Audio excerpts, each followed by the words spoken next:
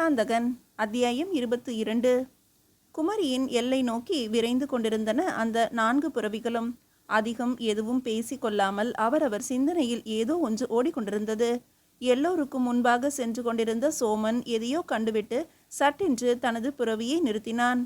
என்னவாயிற்று அண்ணா கேட்டான் மலையனூரான். அதற்குள் கருமாணிக்கமும் சோமனுடன் வந்த வீரனும் கூட அவனை நெருங்கி விட்டிருந்தனர்.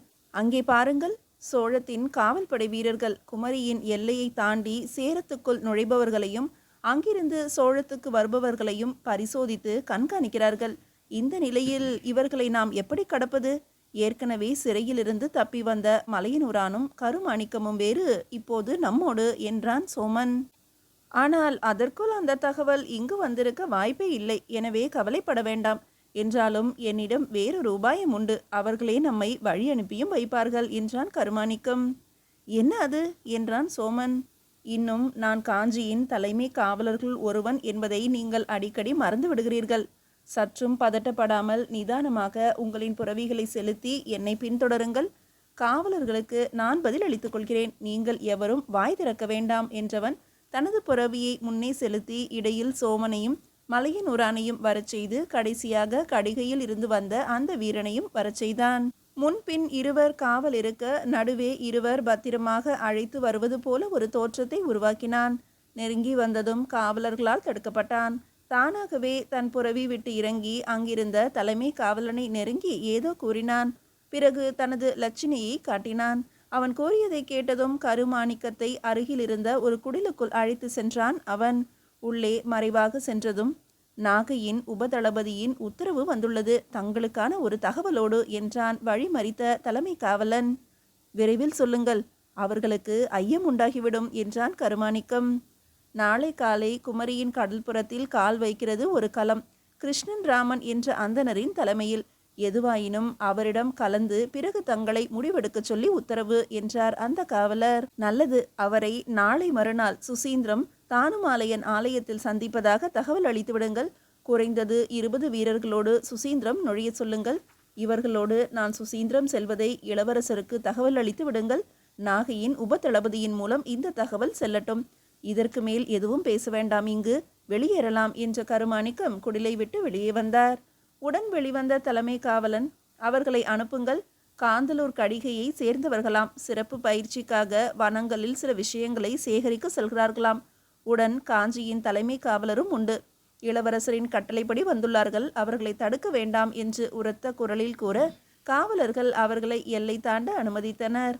சிறிது தூரம் சென்றதும், நீ என்ன மந்திரம் செய்தாய்? எதுவும் கேட்காமலே அனுப்பிவிட்டார்களே என்ற ஐயம் கலந்த கேள்வி ஒன்றை சோமன் கேட்க, பெரிதாக ஏதுமில்லை. காஞ்சியின் தலைமை காவலன் என்ற எனது பதவியும் இளவரசர் அருண்மொழியின் கட்டளை என்ற வார்த்தைகளையும் கேட்ட பிறகு நம்மை தடுக்க வேண்டும் என்ற எண்ணமே எவருக்கும் தோன்றாது.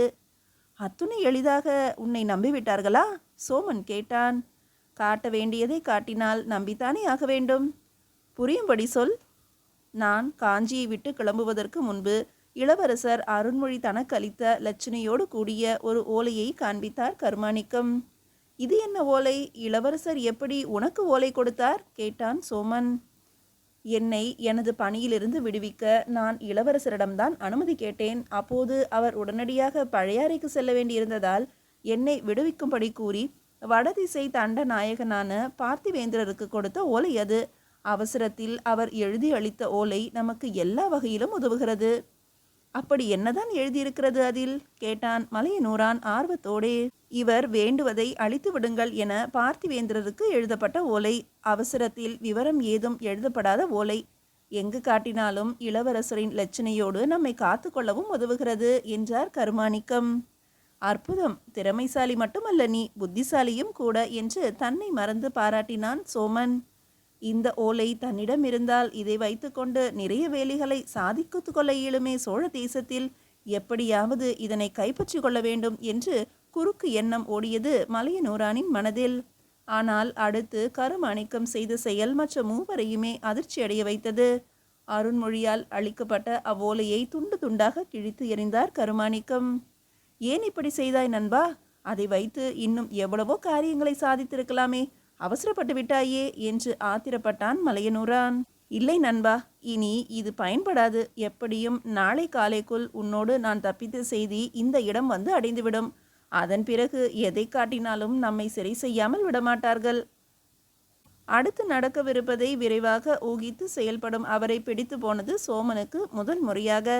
சுசீந்திரத்தின் உள்பகுதி நுழைந்து சிறிது தூரம் பிரயாணித்த பிறகு வலதுபுறமாக இருந்த ஒரு ஒற்றையடி பாதையில் வனங்களுக்கு இடையே நுழைந்தான் சோமன். அடர்ந்து பரவி கிடக்கும் மரங்களும் உயரத்தின் உச்சத்தினை எட்டி நிற்கும் கேரளத்து தென்னைகளும் மண் இருப்பதே தெரியாமல் பசும் போர்வையால் மூடியிருக்கும் புதர்களும் ஈரப்பதத்தை எப்போதும் விடாது தன்னிடமே வைத்திருந்து வீசும் காற்றும் சிறு சிறு குட்டைகளாக ஆங்காங்கே கிடைத்த இடங்களிலெல்லாம் நீர் பரவி கிடக்க அதில் காட்டுப்பூச்சிகளும் ஊர்வனங்களும் அவ்வப்போது அசைவை உண்டாக்கி கொண்டிருந்தது சற்று பயத்தையே உண்டு பண்ணியது அனைவருக்கும். இன்னும் சிறிது உள்ளே செல்ல வெளிச்சம் குறைந்து இருட்டாகவே தெரிந்தது.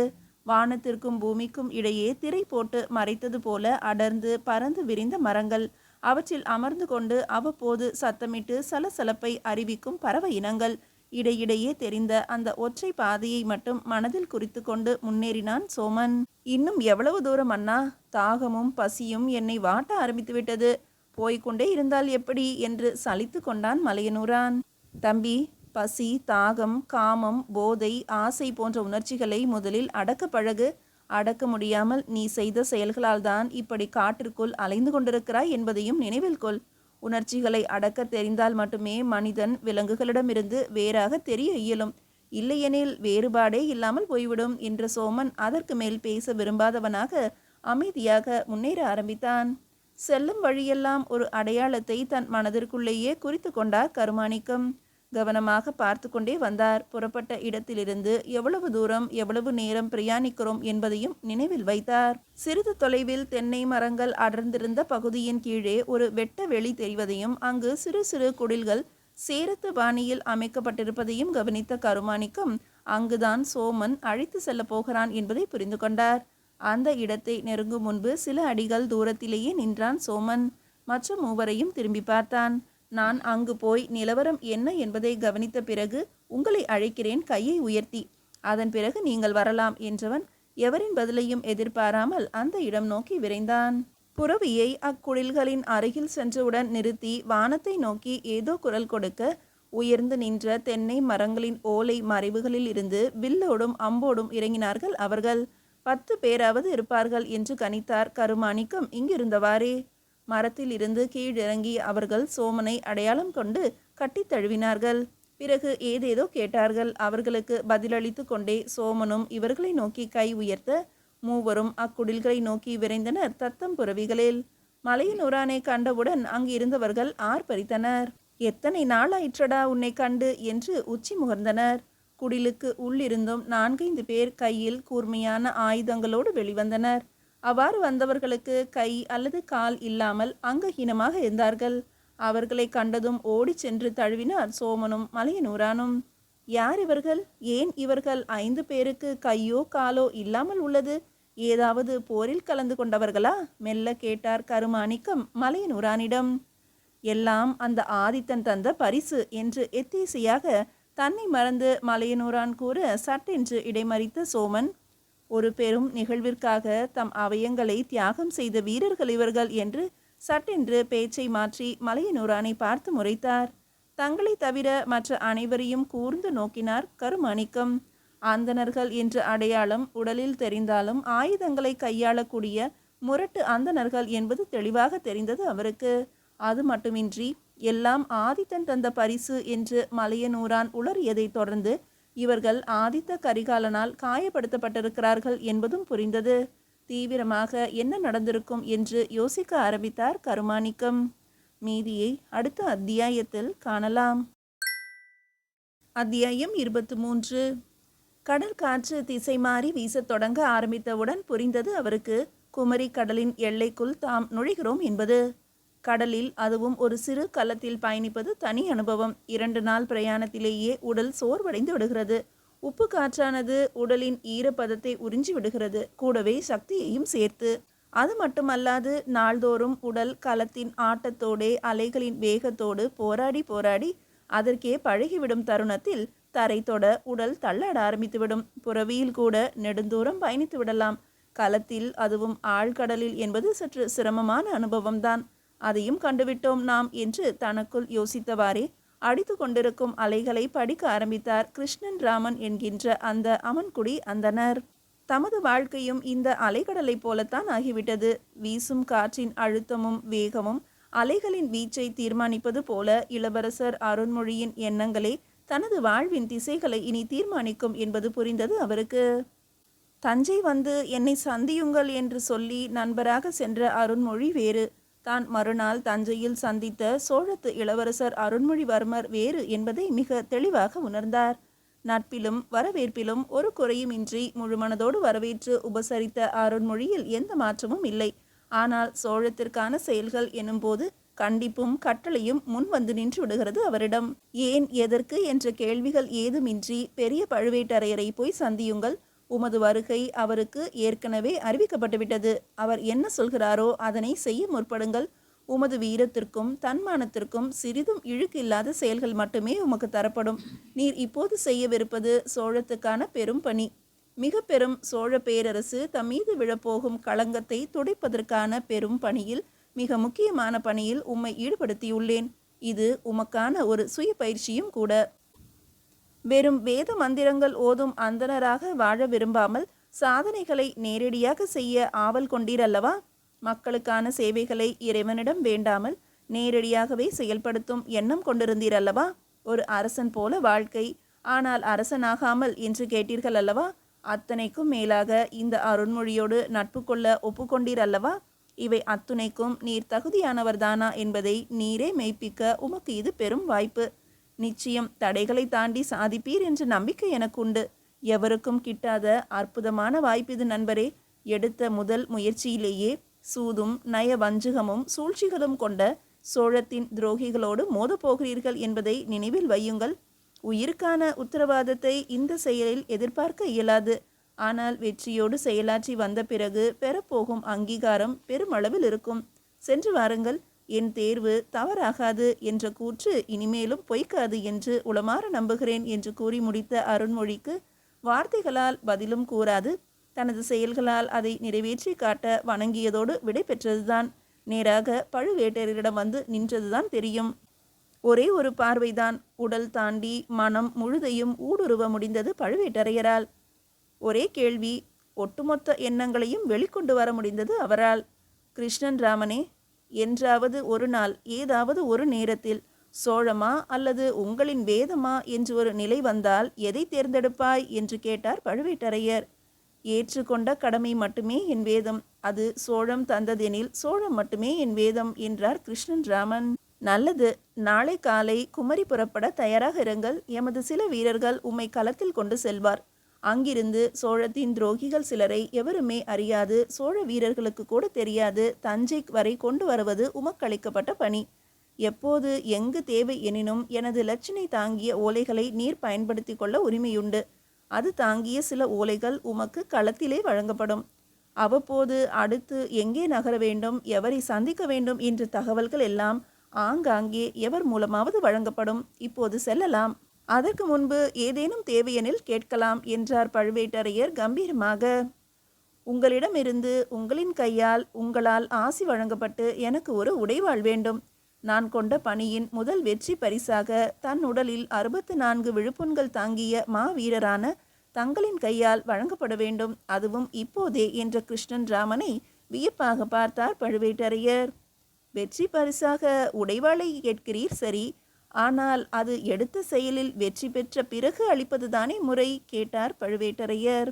அது தன் மீது நம்பிக்கை இல்லாதவர்கள் கேட்டு பெறுவது, வெற்றி பெற்ற பின்பு என்று. நான் வென்று விடுவேன் என்ற முழு நம்பிக்கையோடும் வெல்லாமல் திரும்ப மாட்டேன் என்ற உறுதியோடும் கேட்கிறேன், தாருங்கள். அகமகிழ்ந்து போனார் பழுவேட்டரையர். உள்ளிருந்து ஒரு புதிய உடைவாளை கொண்டு வர செய்தார் காவலன் மூலம். அடுத்த போருக்கு பயன்படுத்த எனக்கென்று நான் தேர்வு செய்த வாள் இது. இதை உமக்களிக்கிறேன். விரைவாக முடித்து வந்து என்னை பாரும். அருண்மொழியின் தேர்வு பொய்ப்பதே இல்லை என நீரும் நிரூபிப்பீர். வேறு ஏதாவது? நான் திரும்பி வரும் வரை எனது மைந்தனை தங்களது பயிற்சி தளத்தில் தங்கள் கீழ் ஒரு மாணவனாக வைத்து கொள்ள வேண்டும். என்னை தவிர வேறு உலகமே இருப்பதை அறியாதவன் அவன் என்றார் கிருஷ்ணன் ராமன். போர் பயிற்சி பெறும் தளத்தில் இவன் மகனுக்கு, அதுவும் ஒரு அந்தன இளைஞனுக்கு என்ன வேலை தருவது, எப்படி வைத்துக்கொள்வது என்ற எண்ணங்கள் உள்ளுக்குள் தலை தூக்க, என்ன தெரியும் அவனுக்கு? உம்மை போல இல்லாவிடினும் வாழ் பயிற்சியாவது தடுக்கவாவது அறிவானா? கேட்டார் பழுவேட்டரையர். தளபதியாரின் கண்களை நேருக்கு நேர் பார்த்து பதில் கூறினார் கிருஷ்ணன் ராமன். என் மகன் நாளை காலை உங்களை வந்து சந்திப்பான். அவனது வீரத்தை உங்களால் பயிற்சி பெற்ற எந்த ஒரு வீரரை கொண்டும் சோதித்து கொள்ளலாம். அச்சோதனையால் அவன் உயிர் பிரிந்தாலும் ஏன் என்று ஒரு வார்த்தை கூட உங்களை கேட்க மாட்டேன். ஒருவேளை நீங்கள் வைக்கும் பயிற்சி போட்டியில் அவன் தோற்றால், அவன் தகுதியானவன் அல்ல என்று நீங்கள் உணர்ந்தால், இங்கேயே ஏதாவது ஒரு கோயிலில் பூஜைகள் செய்து வேத மந்திரங்கள் முழங்கும் இறைப்பணியில் அவனை ஈடுபடுத்திவிட உங்களுக்கு முழு உரிமையையும் அளிக்கிறேன் என்றார் கிருஷ்ணன் ராமன். இத்தனை நம்பிக்கையா தனது மகனின் மீதும் அவன் வீரத்தின் மீதும் என்று தனக்குள் நினைத்த தளபதியார், சரி வர சொல்லுங்கள் பார்க்கிறேன் என்றார். ஒரு விஷயம் கூற மறந்துவிட்டேன் தளபதியாரே, மன்னிக்கவும். இத்தனை விவரங்கள் கூறிய நான் அவனது பெயரை கூற மறந்துவிட்டேன். என் மைந்தனின் பெயரும் அருண்மொழிதான் என்று கூறி வணங்கிவிட்டு பதிலை எதிர்பாராது சென்ற கிருஷ்ணன் ராமனை பார்த்து கொண்டே இருந்தார் பழுவேட்டரையர். அருண்மொழி. இனி அவனது வீரத்தை சோதிப்பது வீண் முயற்சி என்றே தோன்றியது பழுவேட்டரையருக்கு. அன்று தஞ்சையை விட்டு கிளம்பிய நான் இதோ இன்று குமரியின் எல்லையை நெருங்கி கொண்டிருக்கிறேன். துரோகிகளின் கூடாரத்துக்குள் நுழைந்து எவருமே அறியாமல் தஞ்சை வரை அவர்களை கொண்டு செல்ல வேண்டும். எப்படி என்று யோசித்து தனக்குள்ளேயே திட்டமிடலானார் கிருஷ்ணன் ராமன். கடல் அலைகளோடு சேர்ந்து அவரது எண்ண அலைகளும் சீர ஆரம்பித்தன ஆர்ப்பாட்டமாய். மீதியை அடுத்த அத்தியாயத்தில் காணலாம். அத்தியாயம் 24. என்ன தீவிரமான யோசனை என சிந்தனையை தடுத்து நிறுத்தினான் சோமன். ஒன்றுமில்லை, நீண்ட தூரம் ஓய்வற்ற பிரயாணம், பசி வேறு, அதற்கு ஏதாவது விரைவில் ஆவண செய்வீர்களா என்பதை யோசித்து கொண்டிருந்தேன் என்றார் கருமாணிக்கம். அவ்வளவுதானே, வாருங்கள் என்று கூறிய சோமன் அங்கு இருந்தவர்களை பார்க்க அடுத்த சில நாழிகைகளில் அரிசி மாவு புட்டும் வாழைப்பழங்களும் இளநீரும் வெல்லம் திணித்து சுடப்பட்ட தேங்காய்களும் கண் முன்பு பரப்பினர். வேண்டும் என்ற அளவிற்கு உண்டார் கருமாணிக்கம். மலையனூரானோ புளிக்க வைத்த தென்னங்கல்லை முதலில் சுவைத்துவிட்டு அதன் பிறகு உண்ண வேண்டியவைகளை ஒரு பிடி பிடித்தான். சோமன் அனைத்தையும் அளவோடு எடுத்துக்கொண்டு ஆழ்ந்த சிந்தனையோடு இருந்தான். நல்லது, நமது அடுத்த நடவடிக்கை என்ன? இங்கிருந்து எங்கே எப்போது செல்கிறோம் என்பதை கூறிவிட்டால் நான் நிம்மதியாக உறங்கச் செல்வேன் என்றார் கருமாணிக்கம். அது பற்றி நிறைய யோசித்து விவாதித்து முடிவெடுக்க வேண்டியுள்ளது. நீங்கள் சென்று உறங்கும் வேலையை பாருங்கள். நாளை விடியலில் சொல்கிறேன் உங்களின் கேள்விக்கான பதிலை என்றான் சோமன். அதுவும் சரிதான். இரும்படிக்கும் இடத்தில் ஈக்கு என்ன வேலை? நான் சென்று உறங்குகிறேன் என்ற கருமாணிக்கனார் அருகே இருந்த ஒரு குடிலில் புகுந்தார். அங்கிருந்து நேராக இருந்த ஒரு தென்னை மரத்தின் அடியில் தனது புறவியானது கட்டப்பட்டிருப்பதையும் கவனத்தில் கொண்டார். அரட்டையும் சிரிப்பும் கும்மாளமுமாக சிறிது நேரம் செல்ல சோமன் மட்டும் மெல்ல எழுந்து வந்து குடிலின் உள் தலை நுழைத்து பார்த்தான். பெரும் குரட்டையோடு கருமாணிக்கம் அயர்ந்து உறங்கிக் கொண்டிருப்பதை கண்டு உறுதி செய்து கொண்டு தமது கூட்டத்தினரிடையே சென்றான். அனைவரும் நான் கூறுவதை சற்று கவனமாக கேளுங்கள். மலையனூரானை இப்போது சோழத்தின் காவல் படை தேடிக்கொண்டிருக்கிறது. நாகையின் சிறையிலிருந்து தப்பித்து வந்துவிட்டான் என்று சோமன் ஆரம்பிக்க, எதற்காக சிறையில் அடைக்கப்பட்டார் மலையனூரான்? உடன் வந்திருக்கும் அந்த மனிதர் யார் என்றெல்லாம் கேள்விகள் எழும்பின. எதற்காக அடைக்கப்பட்டான் என்பது இப்போது தேவையற்றது. உடன் வந்த கருமாணிக்கம்தான் இவன் தப்ப உதவி செய்திருக்கிறான். அதனாலேயே அவனையும் இங்கே அழைத்து வர வேண்டியதாயிற்று என்றான் சோமன். இது தவறல்லவா? நமது நியதிகளுக்கு எதிரானது. நம்மவர்கள் தவிர வேறு யாருக்குமே நம்மிடம் தெரிவிக்கப்படக்கூடாது என்பது எழுதி வைக்கப்படாத விதி. அதை தாங்களே மீறி இருப்பதுதான் விந்தை. நம்மில் பெரும்பாலானவர்களை காந்தலூர் கடிகையிலும் அதை சுற்றியுள்ள பகுதிகளிலும் அடைக்கலப்படுத்தி ஆயிற்று. இன்னும் இருப்பது இங்கிருக்கும் 15 பேர் மட்டுமே. இந்த நிலையில் புதிதாக யாரென்றே தெரியாத ஒருவனை நம்மோடு இணைப்பது ஏற்கவே இயலாதது. நாளை அவனால் பெரும் ஆபத்து ஏதேனும் ஏற்படும் எனில் யார் பொறுப்பேற்பது? ஆதித்த கரிகாலனின் கொலைக்கு பிறகு இத்தனை ஆண்டு காலம் நாம் அமைதியாகவும் நினைத்தபடியும் எவரும் நம்மீது துளி கூட ஐயம் கொள்ளாதபடியும் வாழ்கிறோம் எனில் அதற்கு காரணம் நம்மிடம் உள்ள ஒற்றுமை மட்டும் அல்ல, வெளியாட்கள் எவரையும் நமக்குள் அனுமதிக்காததுதான். இப்போது மலையனூரானின் பொருட்டு இப்படி ஒரு சிக்கல் நமக்கு என்றான் கூட்டத்தில் இருந்த ஒருவன். உண்மைதான், நம்முள் அந்நியர் எவரும் புகாத வரையில்தான் நமக்கு பாதுகாப்பு. இப்போது என்ன செய்யலாம் என்று கூறுங்கள். நாளை நாம் காந்தலூரை நோக்கி வனப்பகுதி வழியாகவே ஊடுருவ இருக்கிறோம் என்றான் சோமன். மிகவும் நல்லது. காலை நம்மோடே அழைத்து செல்வோம் இவனை. நல்லதொரு இடம் பார்த்து மோட்சம் அளித்து விடுவோம் இவனுக்கு என்றான் ஒருவன். அதை இப்போதே செய்தால் என்ன கேட்டான் மற்றொருவன். இப்போது இருள் கவிய தொடங்கிவிட்டது. இப்போது இவனை கொல்ல முயல்வது 2 வழிகளில் ஆபத்து. வந்திருப்பவன் காஞ்சியின் தலைமை காவலன், போராட தெரிந்த வீரன். ஒருவேளை சண்டையிட்டு இரத்த காயமாகிவிட்டால் குருதி வாசனையை முகர்ந்தபடியே வந்து கொடிய விலங்குகள் நம்மை தாக்கும் அபாயம் உண்டு. இரண்டாவதாக, ஒருவேளை இவன் தப்பி ஓடிவிட்டால் இந்த இருட்டில் வனத்தில் தேடுவது என்பது இயலாத காரியம். எனவே காலை வரை காத்திருந்து நம்மோடு அழைத்து செல்வதாக கூறி நடுவழியில் காரியத்தை முடிப்பதுதான் சிறந்தது என்றான் சோமன். அடப்பாவிகளா என்று தன்னை மறந்து அலறப்போன வாயை தன் கையாலேயே மூடிக்கொண்டார் கருமாணிக்கம். உறங்குவது போல நடித்து சோமன் வந்து சென்ற பிறகு குடிலின் ஓலைகளை சத்தமின்றி பிரித்து மறுவழியே வெளியே வந்து மரத்தின் மறைவில் மறைந்து நின்று இவர்கள் பேசிக்கொண்டிருந்த அத்தனையையும் கேட்டுக்கொண்டிருந்த கருமாணிக்கத்துக்கு வியர்த்து கொட்ட ஆரம்பித்தது. பூனை போல மெல்ல நழுவி தான் முன்பு படுத்திருந்த அதே இடத்தில் வந்து உறங்குவது போல நடிக்கலானார் கருமாணிக்கம். நடப்பது எதுவுமே என்னவென்று தெரியாமல் தான் குடித்த கள்ளின் போதையில் தன்னை மறந்து மயக்கத்தில் உறங்கிக் கொண்டிருந்தான். அத்தனைக்கும் காரணமான மலையனூரான். சரி, நேரமாகிவிட்டது, அனைவரும் உறங்கச் செல்லுங்கள், விடியலில் புறப்பட வேண்டியிருக்கும் என்ற சோமன் மறக்காமல் மீண்டும் ஒருமுறை கருமாணிக்கத்தின் குடிலில் எட்டி பார்த்து அவன் உறங்கிக் கொண்டிருப்பதை உறுதிப்படுத்தி கொண்டே நகர்ந்தான்.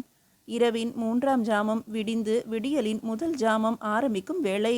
உலகின் அத்தனை உயிரினங்களும் ஆழ்ந்த உறக்கத்தை தழுவும் நேரம். மெல்ல தன் குடிசை விட்டு வெளியே வந்தார் கருமாணிக்கம். சத்தம் காட்டாது தனது புறவி இருக்கும் இடத்தை அடைந்தார். கட்டியிருந்த அதனை அவிழ்த்து அதன் மீது ஏறாமல் அதனோடே சிறிது தூரம் நடந்து சென்றார். புறவியின் காலடி சத்தம் எழுப்பிய ஓசையில் கண் விழித்த சோமன் தனது பார்வையை சத்தம் வந்த திசை நோக்கி செலுத்த, இரவில் விஷ ஜந்துக்கள் ஏதும் நெருங்காமல் இருக்க போட்டு வைத்த நெருப்பு புகையானது தூரத்தில் இருப்பதை காட்டாது மறைக்க நித்திரையின் அரவணைப்பில் கண் சொருக ஆரம்பித்தது சோமனுக்கு. பொழுதும் நன்கு புலர்ந்தது. கண் விழித்து பார்த்த சோமன் உட்பட அத்துணை பேரும் அதிர்ந்து போயினர். இடி ஒன்று நேரடியாக தம் தலையில் இறங்கியதாக உணர்ந்து நடுங்கினர் அனைவரும். 50க்கும் மேற்பட்ட சோழ காவலர்கள் தங்களை சுற்றி வளைத்திருப்பதும் நடுநாயகமாக கருமாணிக்கமும் குமரியின் உபதளபதிகள் இருவரும் நிற்பதையும் கண்ட அனைவருக்குமே ஒன்று மட்டும் தெளிவாக புரிந்தது. இனி தப்பிக்க வழியேதும் இல்லை என்பதும், அப்படி தப்பிக்க நினைப்பவர்களை பிணமாக்க ஒருபோதும் தயங்க மாட்டார்கள் சோழ வீரர்கள் என்பதும் உறுதியாகவே தெரிந்தது. அத்தனை பேரும் கைகளும் பின்பக்கமாக கட்டப்பட்டன. ஒருவரின் கையில் கட்டப்பட்ட கயிற்றின் மறுமுனை அடுத்தவனின் கழுத்தில் சுருக்காக போடப்பட்டிருந்தது. மறந்தும் கூட எவனாவது கை கட்டை அவிழ்க்க முயற்சித்தால் அடுத்தவனின் கழுத்தில் சுருக்கு இருக்கும். ஒருவர் பின் ஒருவராக இடைவெளி மாறாமல் பின் தொடர்வதை தவிர வேறு வழியே இல்லாமல் போனது அனைவருக்கும். எத்துணை எளிதாக தாங்கள் ஏமாற்றப்பட்டு சிக்கி இருக்கிறோம். அத்தனைக்கும் காரணமான கருமாணிக்கத்தின் மீது கொலை வெறி உண்டானது சோமனுக்கு. முன்புறமும் பின்புறமும் சோழ வீரர்கள் அணிவகுக்க இடையில் கயிற்றால் பிணைக்கப்பட்ட சோமன், மலையனூரான் மற்றும் அவனது ஆட்கள் 15 பேரும் நடத்தியே அழைத்து செல்லப்பட்டனர் சுசீந்திரம் வரை. சிக்கிவிட்டோம் என்ற எண்ணம் மன வலிமையை முற்றிலுமாக குறைக்க நெடுந்தூரம் நடந்ததனால் சேர்ந்து கொண்ட உடல் தளர்ச்சியும் சேர்ந்து அத்துணை பேரின் நம்பிக்கையும் சிதைய ஆரம்பித்தது. அதே நேரம் பழுவேட்டரையர் அனுப்பிய வீரர்களோடு குமரி கடல்புறத்தின் மணலில் தனது கால் பதித்தார் கிருஷ்ணன் ராமன். நடந்தவை அனைத்தும் கனவா நனவா என்று கூட புலப்படவில்லை அவருக்கு. இளவரசர் அருண்மொழியை சந்தித்த பிறகு தனது வாழ்க்கையின் திசையே மாறிப்போனதாக உணர்ந்தார். தஞ்சையில் அருண்மொழியை சந்திக்க அவரோ பழுவேட்டரையரை சந்தித்து அவர் கூறும்படி நடந்து கொள்ள கட்டளையிட புறப்பட்டாயிற்று கடற்பயணம். இதோ நாகை தாண்டி குமரியின் மண்ணிலும் கால் வைத்து ஆயிற்று. அடுத்து வரவேண்டியது கருமாணிக்கம் என்பவரின் தகவல்தான். காத்திருந்தார் கிருஷ்ணன் ராமன். சிறிது நேரத்தில் ஒரு வீரன் வந்தான். ஒரு ஓலையை தந்தான். உடன் தம்மோடு சுசீந்திரம் நோக்கி வரவும் பணித்தான். புறவிகள் தயாராக இருப்பதாக கூறினான். உடன் ஓரிரு வீரர்கள் வந்தால் போதும் எனவும் கூறினான். இந்த தகவலை கருமாணிக்கம் கூறி அனுப்பியதாக தகவல் தந்தான். அவன் கொடுத்த ஓலையில் இருந்த இளவரசர் அருண்மொழியின் லட்சினை வேறு எதுவும் மேற்கொண்டு பேச இயலாது சுசீந்திரம் நோக்கி நகர வைத்தது அவரை. மீதியை அடுத்த அத்தியாயத்தில் காணலாம்.